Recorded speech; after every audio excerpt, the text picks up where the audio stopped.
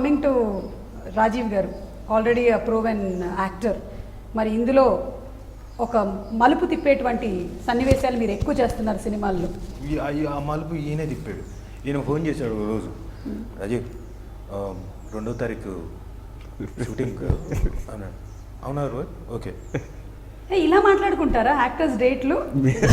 కాదు, అంటే మాకు ఉన్న చదువుకు అంటే ఐ పర్సనలీ లైక్ రోహిత్, అంటే బీన్ ట్రావెలింగ్ శంకర్ అవన్నీ చేసాను. అవునా, ఓకే రోహిత్. ఏంటో కూడా తెలియదు, చెప్పాడు ఓకే. అలా రాజీవ్కి అజయ్కి ఇద్దరికి అలా చేశాను.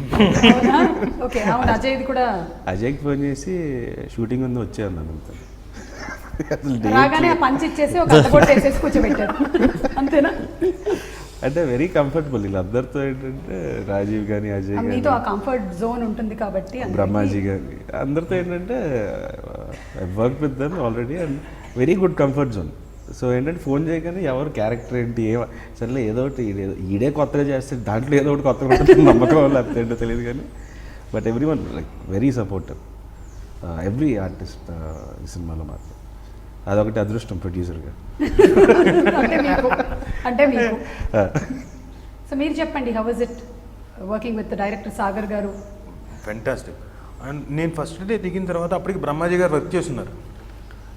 వచ్చాడు ఆయన, నాకు సాగర్ గారు ఇలా సార్ ఆయన వాయిస్ మంచి వాయిస్, ఇప్పుడు రోహిత్ వాయిస్ ఎలా ఉంటుందో బేస్ వాయిస్లో డైరెక్టర్ సార్ ఇలా సార్ అలా సార్ వాయిస్ బాగుందండి మీదని ఫస్ట్ అన్న మాట్లాడిన తర్వాత సరే ఇక సీన్ నీ వల్లేనా డబ్బింగ్లు అన్నీ చాలా చెప్పాడు. అంటే నిజంగా I really like this voice. లేదు సార్ అంటే మాడ్యులేట్ చేయలేదు సార్ అది, బట్ ట్రై చేయండి బాగుంటుందన్న. అది సెకండ్ ట్రై చేసేసారు. అయితే మామూలుగా సీన్ చెప్పాడు, బ్రహ్మాజీ గారు వచ్చారు, రే నీకేమైనా అర్థమైందా? అదేంటి బ్రహ్మాండంగా చెప్పాడు కదా. ఈయన అన్న తర్వాత మళ్ళీ రిమైండ్ చేసుకున్నాను. అంటే నా కాన్ఫిడెన్స్ లెవెల్ ఏంటంటే రోహిత్ ఆల్రెడీ చూచాయిగా కథలు ఇలా ఉంది, నెక్స్ట్ ఇలా ఇలా ఓకే ఆ కాన్ఫిడెన్స్ లెవెల్. బట్ క్లారిటీ అంటారు కదా, షూటింగ్ చేసేటప్పుడు సార్ ఇక్కడ తర్వాత ఇది వస్తుంది, దీని తర్వాత నరేటివ్ స్టైల్ వస్తుంది సార్, ఇన్ని సబ్ప్లాట్లు నడుస్తున్నాయి సార్, ఈ ఎమోషనల్ ఈజ్ బేసిక్గా చదువుకొని వచ్చాడు ఈ పర్టికులర్ సిస్టమ్ గురించి.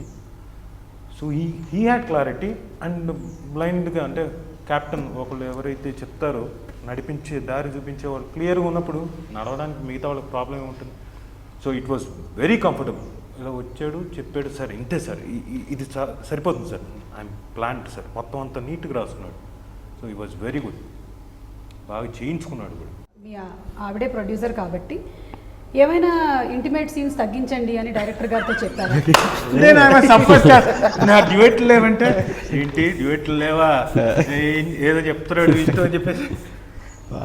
అలా ఏం లేదండి, సెట్ అందరూ ఎలాంటి సీన్లు ఏమైనా ఉన్నప్పుడు మొత్తం సెట్ బాయ్ గారి నుంచి మొత్తం అందరూ అసిస్టెంట్లు వీళ్ళందరూ కూడా మేడం మీరు ఒకసారి అక్కడికి వెళ్ళిపోండి అని తీసిపోయారు. మీరే చెప్పించారు? లేదు లేదు, వాళ్ళకి ఇన్వాల్వ్ అయిపోయి ఫీల్ అవుతారేమో.